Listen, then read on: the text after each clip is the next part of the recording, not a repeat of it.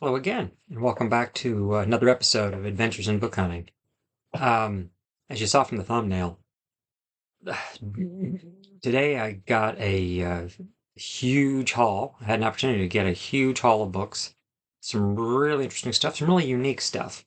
Um, and I have to thank my friend Rebecca, who owns and operates the Hatter Bookshop.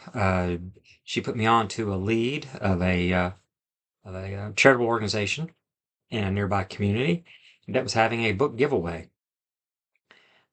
So uh, she described it for me, uh, provided some photos of what they were putting on their Facebook to kind of give a taste of what kinds of things they had that they were giving away.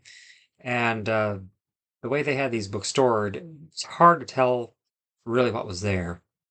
Basically, they had 4 pallets of books. Well, they had four 4x4 cardboard boxes open on the top on 4 different wood pallets, full of books. And as I said, looking at the photographs, I spotted a handful of things that might be interesting, 3 or 4.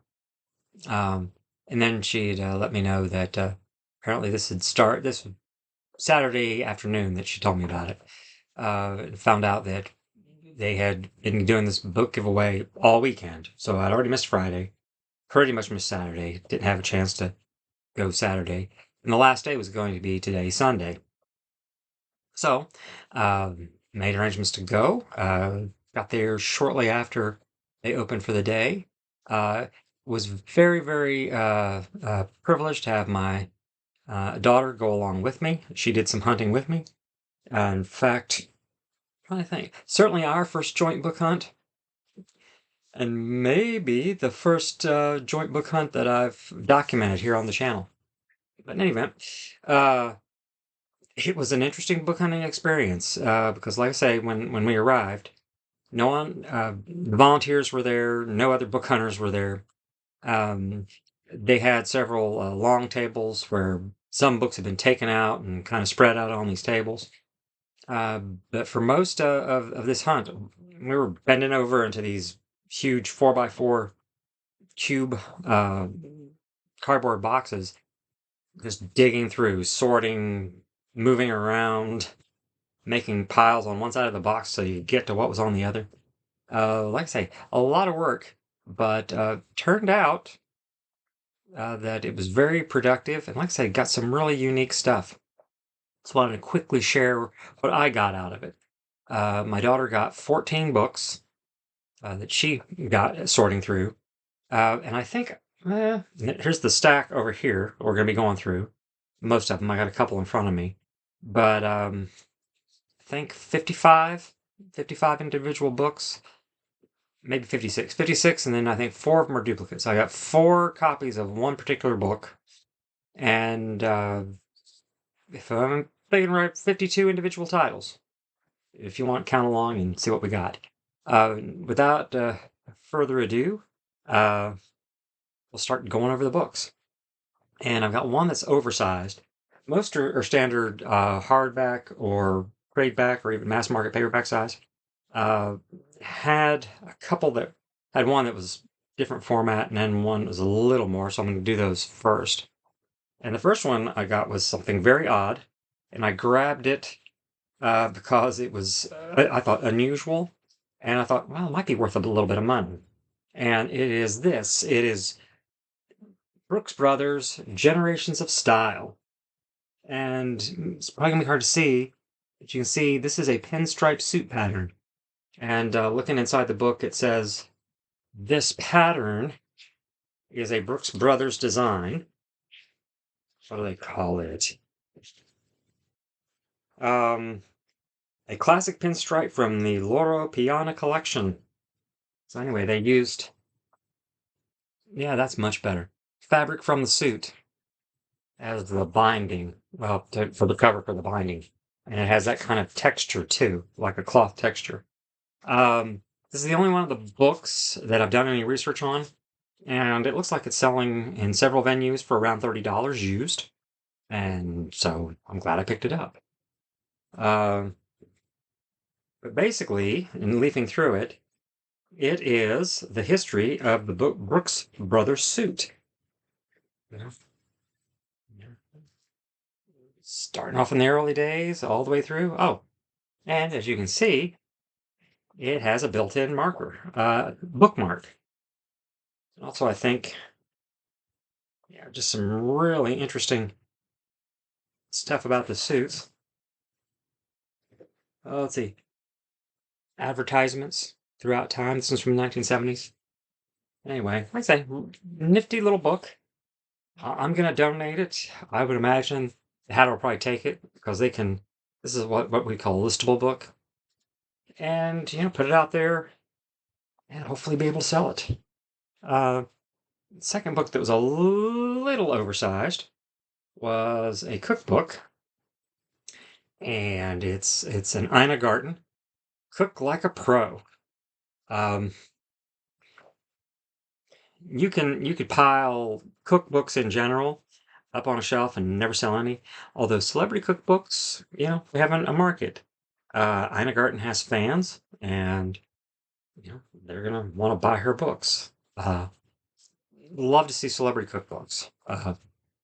Martha Stewart, Gordon Ramsay, uh, oh, oh, Anthony Bourdain, and but anyway, like I said, just one of her cookbooks.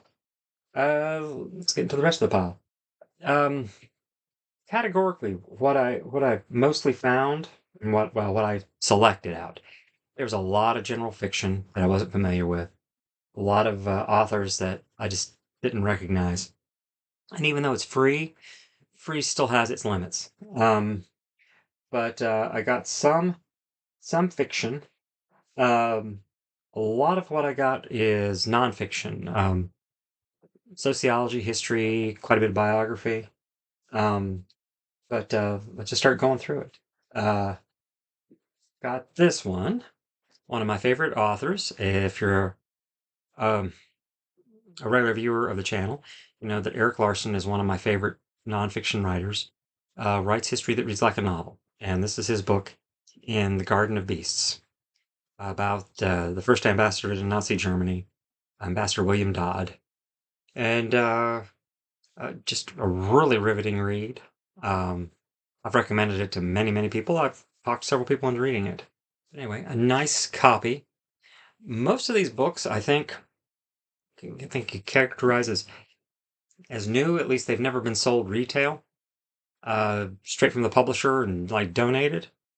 So most are in pretty good shape, and the ones that have some issues are because of the way they were stored. As you might imagine, if you've got hundreds of books in a great big cardboard box that people are going through, you're going to have some nicks and scratches for sure. Um, this next one was perhaps one of my favorite covers of the books we found today, and it is a biography. And before I show it to you, just want to talk briefly about a thought experiment that people will often debate. And that is, if you could travel in time, if you travel back in time, would you go back in time and kill Hitler when he was a baby? And my answer in those debates has always been no. We want to get him out of the bad environment that he was raised in, raise him correctly with the right influences, and maybe things will turn out better. But in any event, this book has a photo of baby Hitler. The book Explaining Hitler, The Search for the Origins of His Evil by Ron Rosenbaum. A Hitler biography, as I understand it from reading the cover, about his formative years. So probably through the beer hall push in the 20s. What caused this person to go so wrong? When, as you can see, just a cute little baby boy.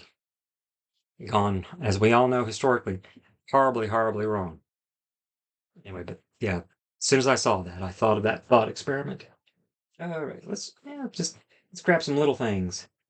These are just some unique little things. This teeny little book is Kazuo Ishigura's speech entitled My 20th Century Evening and Other Small Breakthroughs. This is, as you can see, his Nobel lecture. He was awarded the Nobel Prize for Literature, and this is a published version of his speech. Let's see, 45 pages, fairly decent sized print, and never seen, pardon me, never seen anything quite like this. So, had to snatch it. Very tempted to keep it. I'll see if folks at the Hatter can talk me into giving it up, but I'm certainly going to read it. I've enjoyed his work immensely. He, I want to be fair, but let's just say he's a Nobel Prize winner in literature who I think deserved the Nobel Prize for literature, just in my opinion. Anyway, this teeny little book, which originally which retails for $16.95 for a 40-page speech. Okay, this next one I know I'm going to keep. This is a collection of Franz Kafka. Look at that cover. And this is a collection of, as you can see, Kafka aphorisms. So this is a book. There's Mr. Kafka himself. This is a book of his quotes, sayings, little chunks of wisdom. I say most of the pages have just a paragraph on them. I've seen books like this for like Mark Twain and his aphorisms. Aphorism just being a little quip or a thought. This one's gonna be even harder for me to give up, and that's gonna be a pattern in this book. Most hauls I have, vast majority of it goes to the Hatter. A little bit, if anything, stays with me. This one had quite a few things that I had personal interest in. And this next one is no exception. I think I'll probably get to keep it. Let's see, if they want it, this is one I can easily give up. But this is a collection of short stories by P.D. James. Mostly mystery writer, but she's also written, I don't think she would admit it was science fiction, but like Children of Men, dystopian apocalyptic literature. I would call it science fiction. I think she doesn't like the term, so she doesn't use it that way. But anyway, this nice collection of P.D. James short stories. If the store wanted it, I would give it up. I'm not that attached to the idea of it, but we'll see. I'll probably offer it to them first. Oh, and next, we got a couple of Toni Morrison. Another Nobel Prize winner who, yeah, deserved her Nobel Prize. She's a very talented author, very provocative author. Anyway, Toni Morrison Home and Toni Morrison Love. Got a little bit of a glare going on there, but that's not too bad. Anyway, these will go to the Hatter, and by the time this video is made public, they will have had these books. Everything that's going to the Hatter, they will have had them for several days, so they should be available to buy. And this one's a little unique. Okay. In fact, let's see if we can pause 1 second, because I want to double check something before we talk about this book. All right, I'm back. This is a Spanish language edition of The Grapes of... glare is awful. Yeah, I can do... Okay, there we go. The Grapes of Wrath by John Steinbeck. I'm not going to even attempt to say it in Spanish, but my last video, I talked about this. This is one of my Penguin Deluxes, and this one, yeah. I don't think this is necessarily a Penguin classic, but this is the centennial edition of that great novel. Yeah, you can see, same design, same cover design, slightly different coloring. Anyway, From time to time, I'll get foreign language editions of popular books, and those generally go to the Hatter. Um, with the internet giving you an international market, you can easily sell these. So I think they'll be all right taking this one. I'll put mine back over here. Um, this is a book of poetry by W.S. Merwin, The Rain in the Trees. Don't know anything about it, but like I say, you can be a little less discriminating when you're paying for free. There's Mr. Merwin. Uh, Offer it to the Hatter. If they don't want it, I'll probably keep it a while. We got a small poetry section, and like I say, we'll sample it at least. This next one, Conversation with Scorsese. It is a book supposedly updated and expanded by Richard Schickel about interviews and essays about the famous director Martin Scorsese. And like I said, I'm fairly certain the Hatter will be interested in this. They sell, like I said, a wide variety of books, and I think Martin Scorsese has enough of a following. He should be able to sell it pretty easily. At least I hope. All right. This is kind of unstable. I'm just wondering where to attack it next. Let's get some easy goodies. All right. The next one I've got is The White Dragon by Anne McCaffrey. Let's see if I can adjust this a little bit. Yeah, maybe hopefully it cuts down on the glare. This is the third book in her Dragons of Pern series. I actually read the first trilogy back in those mythical days when I was reading a book a day. Really enjoyed this, and this is a modern edition. I've obviously never seen before, but I'll see if the store wants it. If they don't, I can maybe find a place for it. This next one, I'm sure they'll take. It's a nice copy of Return of the King by J.R.R. Tolkien.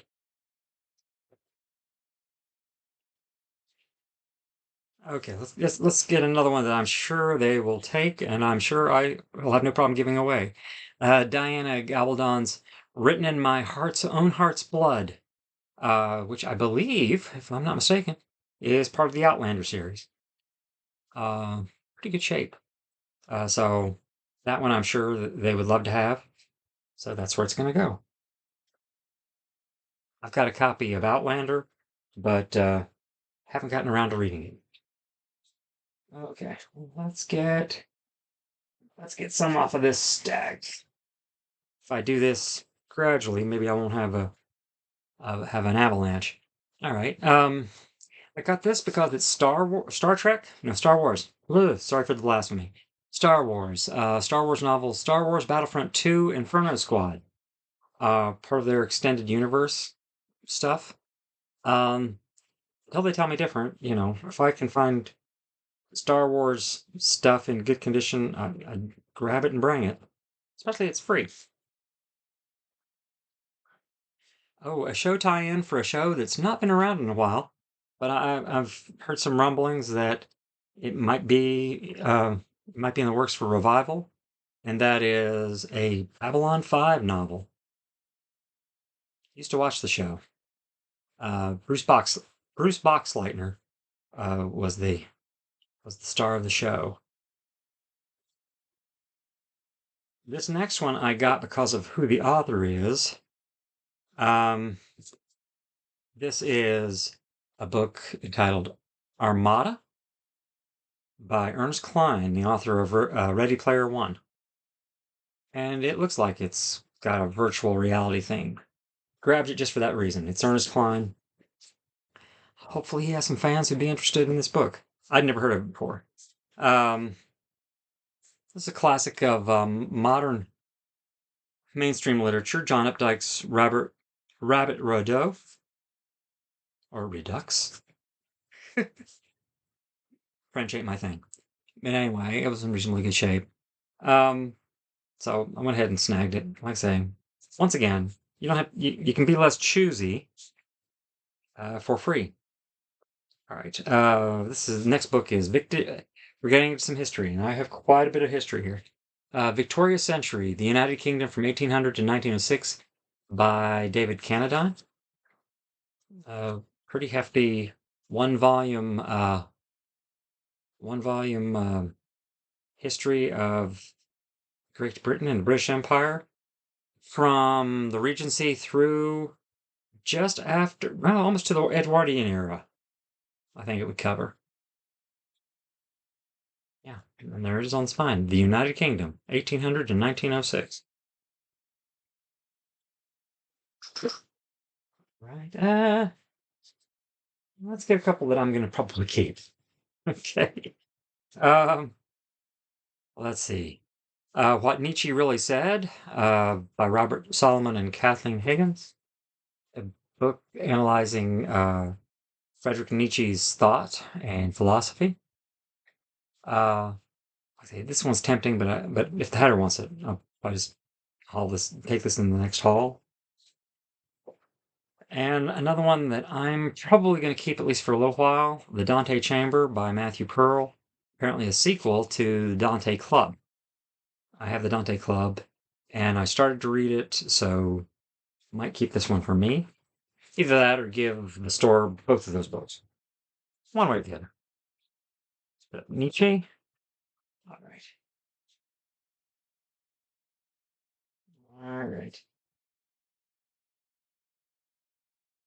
All right. This one I almost ignored, but it's an everyman's classic.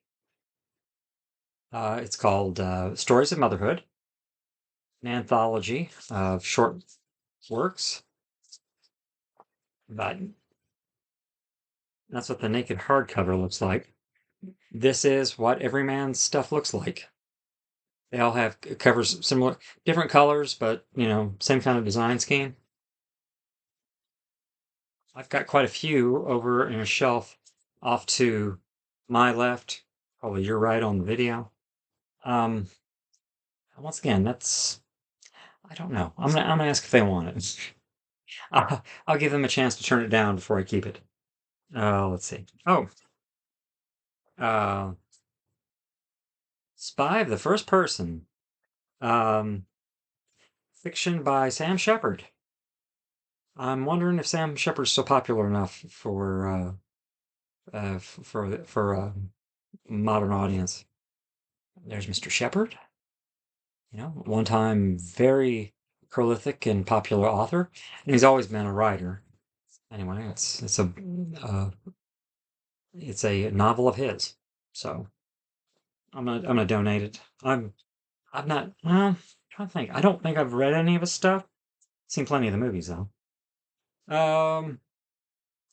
This one I got because it's children's literature, science fiction, and it's actually the first in the series. Voyager 1, Project Alpha. In immaculate shape. There wasn't a whole lot of there weren't a lot of books for children in this haul that we took a look at today. It's one of very few. So I snagged it for that reason, if nothing else. All right. Yeah, let's get that, please. All right. Got a Bantam Classic, The Yellow Wallpaper and Other Writings by Charlotte Perkins Gilman. My daughter she was an English and creative writing major in college. And I asked her, hey, did you get to experience Charlotte Gilman in college? And she says, oh, yes. I'm pretty sure I've got a collection or at least one of her novels. On the fence about whether or not I'm going to donate it. This probably will duplicate some stuff I've already got, in which case it's certainly going to go to the Hatter. It's a classic. It'll go in their classic section. I don't know how much, like I say, oh yes, I remember the one I've read, Herland. But yeah, Miss Gilman was an early feminist writer. But most likely it'll go. Oh, now this one's going to go for sure. Oh, pardon me, I'm going to say the lady's name wrong. Maeve Benchy's Writers Club. It's her book about writing. And I know one of the folks who gets to put books in the staff favorites section of the bookstore might be interested in this one. Um, but yeah, with her trademark humor and style, she shares her unique insights on getting started, telling stories, finding your voice, and encourages joining writers groups. So anyway, a book about writing. Okay. Now, this one I have read quite a while ago. This is Shiloh by Shelby Foote. And there's Mr. Foote. He wrote a 3-volume series of nonfiction about the American Civil War. Probably one of the most famous Southern writers who wrote extensively about the war. I love Shelby Foote. I love his prose. I love watching interviews with him. He's passed away for many years now. But like I say, this is fiction about the Civil War Battle of Shiloh, and it'll be going to the Hatter. It was a good book. Like I say, he writes well, wrote well. Oh, and there she is again, once again. Probably gonna mispronounce the name, but Maeve Binchy's Chestnut Street in, like I said, immaculate. Let's see, immaculate condition. Anyway, that one's going to the store.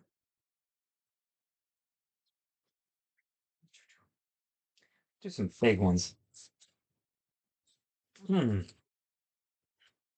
A Churchill biography. Churchill, Walking with Destiny. Andrew Roberts, who also wrote a biography of Napoleon. I'm pretty sure I think over here someplace, probably hidden behind my Seuss. I'm pretty sure I have this guy's book about Napoleon. Anyway, Churchill biography. Okay, Max Hastings' The Inferno, a single volume history about the Second World War. I've read a few books by Max Hastings. That's the first one I've seen where he covers the whole war. I read a book of his about the fall of Germany in 1945. Seems like maybe I've read one of his books about the Blitzkrieg earlier in the war. Yeah, it's great, big, thick, and I'm sure very well written because it's Max Hastings. History of the Second World War. And I know the Hatter has some customers who are into that kind of thing. It should be an easy for them to sell. Oh. And here's a book I already had, but mine is a paperback. A nice hardback copy of Anne Wilson's Victoria, biography of Queen Victoria. So that will go to the store. Oh. This next one will as well. If I'm not mistaken, they may already have this. And if they don't need it right away, I'll be more than glad to hang on to it, put it in my reserve shelf. But it's Ron Chernow's fairly recent biography of Ulysses Grant. Yeah, 2017. And Chernow is probably most famous for writing a biography of Hamilton that was adapted for the musical. But Chernow's a good writer. I've actually read his biography of Washington. Based on that, I would recommend that one. Okay, this one was neat. All right, The Bronte Cabinet. 3 Lives and 9 Objects by Deborah Lutz. What it appears to be a biography of all 3 Bronte sisters. Let's see. I can name them off the top of my head. Shame on me for not being able to name all 3 of them. But I know Anne Bronte. And I've got them all up on the shelf. Let's see. But anyway, the Bronte sisters. Oh, that's embarrassing. Anyway, like I said, I think, like I said, I think this will probably be a book that Hatter would be interested in, because the Bronte sisters are still very popular, and fact, Wuthering Heights is a film now, so there should be some interest cultivated for them. Oh no, this one was really unique. All right, many times I've found and hauled the writing of Hunter S. Thompson, famous, very controversial uh, journalist from the late '60s through probably the '80s.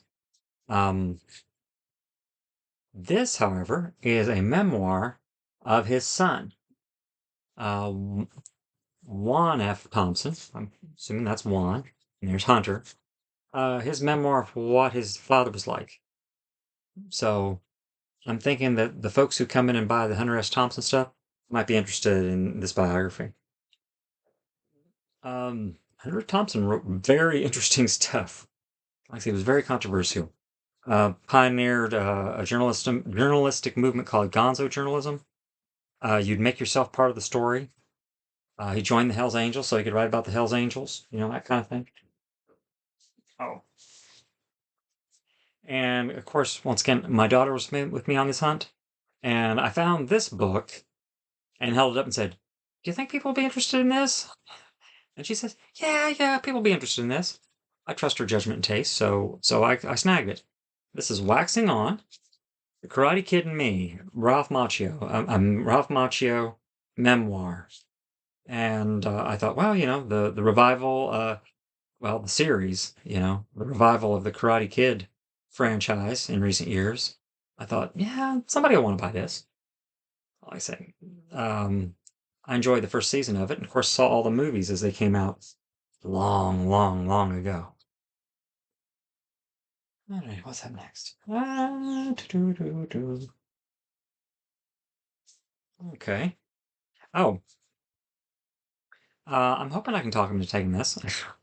uh, this is the novel Ghost, written by David Mitchell, and maybe the folks at the Hatter will forgive me um, for selectively getting his book Cloud Atlas selected as a book club read last year.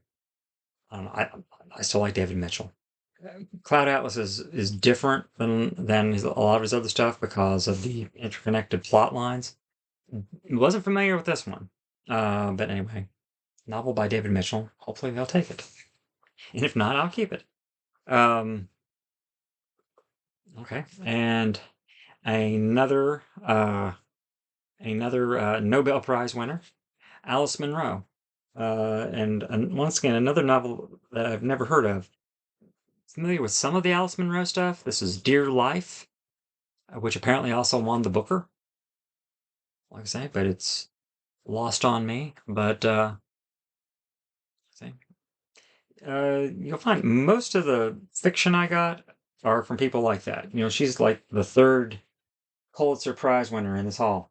Okay, now the next three, I can tell you without any equivocation or any doubt, will be staying here.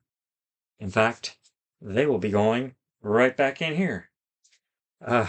Even though, with one exception, I am not familiar with these authors or these works at all. As you've guessed, these are three Penguin classics. Um, uh, Pain by Jean Toomer. I have no idea. It's a penguin. So my book dragonish soul covets it. Next one is Jose Garcia Villas. I don't even know how to say this. Douglion poetry. And as you can see, they do a weird hologram thing with the cover. So that's two reasons I covet it. Yeah. In fact, this is the first book I pulled out of all those piles of books that I said, well, I remember once again, turned to my daughter and said, "Ooh, it was worth the trip. I got a penguin." And she just gave me a look like, "Oh, Dad." Anyway, uh, it happens in life. You get to a certain point where your children are embarrassed to be seen with you. I've pretty much behaved myself in this one. Oh, and my last one is a 20th century classic, Gore Vidal's Duluth, which I've actually heard of. both this particular novel and Gore Vidal. I've got 2 or 3 Gore Vidals in here, fiction and nonfiction. Anyway, yeah, a beautiful, let's say, pale blue, 20th century classic. So I got three. I got 3 penguins, and let's see from my okay, which means if you remember my last video was my tour of all those penguins. I had 182 books on the shelf, but only 179 of them were real penguins. There were 3 that, if you squinted, looked like penguin classics. Now I've got 182 real penguin classics, plus my penguin adjacent. So that made me very, very happy. Okay. We got an omnibus, 3 short novels of, William Trevor, um, Irish author. Once upon a time, had a huge book of his short stories, which I thought were very, very good. I've never read anything longer than, probably the longest thing I probably read from was only like 10,000 words. Like I say, this is 3 short novels. Like I say, donate to the store if they don't want it. Well, I'm more than glad to keep it, at least for a while. But no, William Trevor's a good writer, and this will be something new from him. Okay, a lot of what I got left is no, there's a little bit of fiction left. Most of what I got left is history and science stuff. Okay. Um, okay, I got a book about astrophysics and theoretical physics. Einstein's Unfinished Revolution: The Search for What Lies Beyond the Quantum by Lise, let's see if I pronounce that right, Smolin. Anyway, there were a few copies of this, but I got one for the science shelf at the store. Also got Brian Greene's Until the End of Time, another book on theoretical physics. Yeah, there's Mr. Greene. I've read a couple of his things, and I've hauled more than a few as well. Mind, Matter, and Our Search for Meaning in an Evolving Universe. Let's say astrophysics kind of stuff. Something that isn't either Neil deGrasse Tyson or Stephen Hawking. Okay. Oh, this one is neat. Interesting looking Mark Twain biography. Mark Twain, Man in White. The Grand Adventure of His Final Years. So apparently, biography about Twain in his twilight years. And that is an actual photograph of Samuel Clemens himself. But I thought it's a pretty cool looking biography. Once again, it'll be a donate. All right.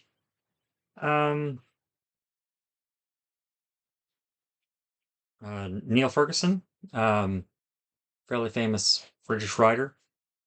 I like his writing a lot. He writes very well. He's got a little too much neocon in his DNA to really, really love him, but I do like him. And this book is about, what causes civilizations to decline. What are the symptoms? And of course, I'm sure his thesis is going to be that the West, our very civilization, is showing some of those signs of decay and decline.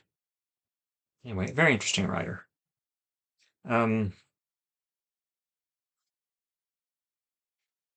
Okay.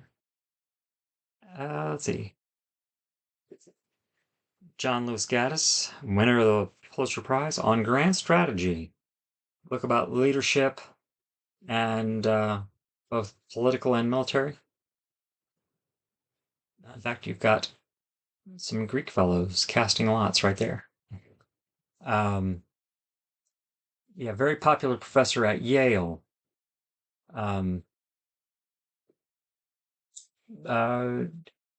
Cohort of Paul Kennedy and Charles Hill. Paul Kennedy wrote a book, The Rise of Great Powers, which was popular, like 4 decades ago when I was in college. I'm old.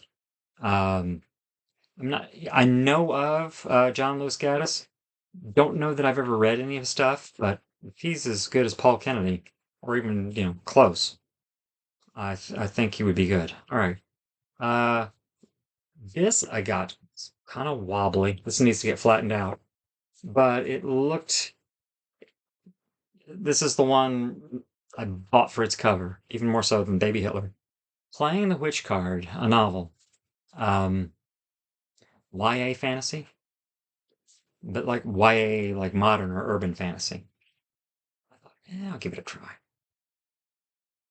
Or at least maybe give the store a chance to give it a try. All right. Um, don't know if they're going to be into this. I've tried to haul books like this to the store before, but basically, history of warfare for the last 2,500 years, East versus West, in a book called Worlds at War: The 2,500-Year Struggle Between East and West by Anthony Pagden. And let's see, I'll offer it to him. I think it's a really neat looking book. But if it's not their thing, and they don't think they can have room or can sell it, I'll make room for it. It looks like a really, both the scope and subject matter, I think will appeal to me. Okay. Okay. Some more modern fiction. Bleeding Edge by Thomas Pynchon. Real interesting cover. Minimalist cover, but kind of holographic too. I know the store's got some Pynchon fans. That's why I snagged it. Pynchon's not my thing. I tried to read Gravity's Rainbow. That's my only really foray into Pynchon. Oh, but I think I still got the Penguin Classic. Actually, I think it's one of those modern classics. This is a book that I've not read completely, but I have read through, and it's Steven Pinker's The Better Angels of Our Nature. A very optimistic view of where our society is, in contrast to this guy. Okay, Neil Ferguson, I say, would be pessimistic about our civilization and the direction it's going. Steven Pinker is one of those guys who's out there who leans the other way. He says, actually, our society is maturing and improving. That we are better off as a society now than we have been in the past. That things are looking up. I don't know if I buy it, but I do appreciate the optimism. Only 2 books left. Okay.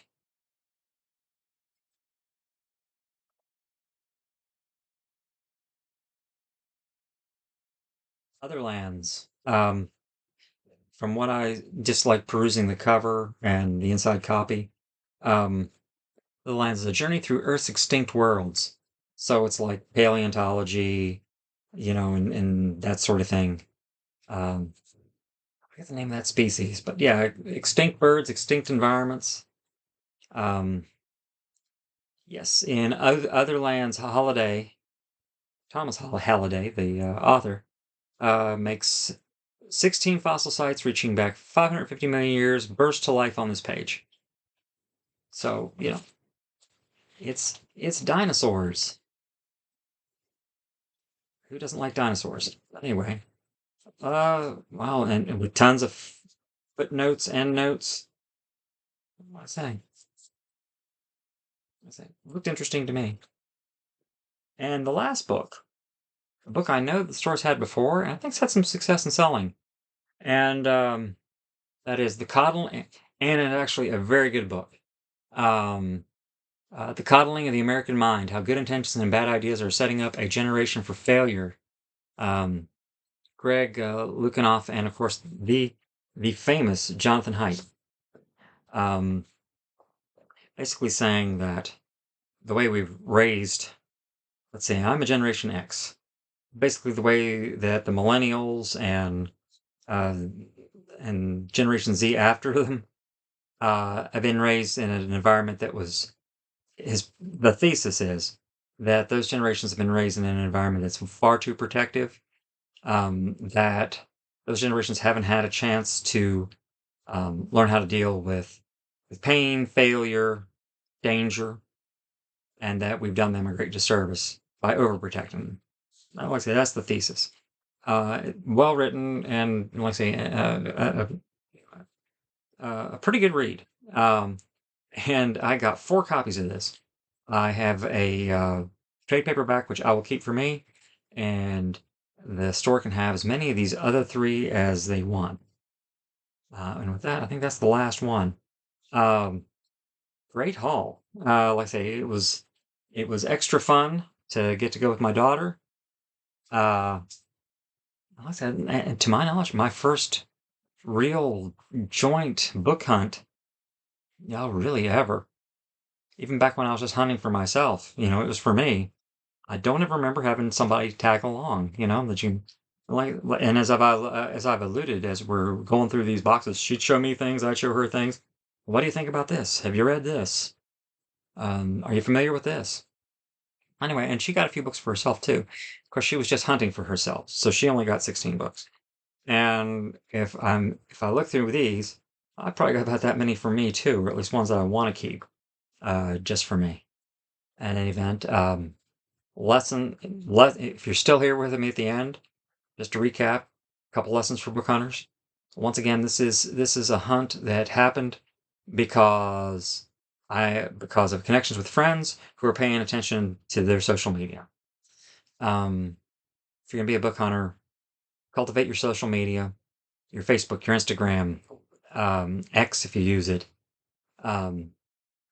Particularly, local or regional sites, groups, individuals who are interested in the same things you are. In this case, book hunting or book collecting. And this is, and as you saw from the title, this is like a return to the Great Wall of free books. My 50 odd books, my daughter's 14 books, all absolutely free. And if the format of this hunt was a little different, it was like it was tricky to find these books because you were literally digging through a lot of books you didn't want to find the little nuggets here and there that you did.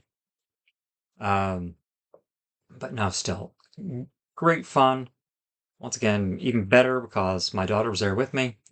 Um, uh, book hunting should be like a community effort, I suppose. But in any event, it's good to be back. Haven't had one of these kind of videos in a long time. Of course, my last video was just a bookshelf tour based on a commenter's thought and request and inspiration. But like I say, glad to be back in the real hunt. This is good stuff. I missed this and didn't do really any of this January through early March. Just am thrilled to be back out in the wild, trying to find good books, trying to find interesting books, trying to find books of value. In any event, with that, I will say goodbye. And once again, be safe and have good book hunting.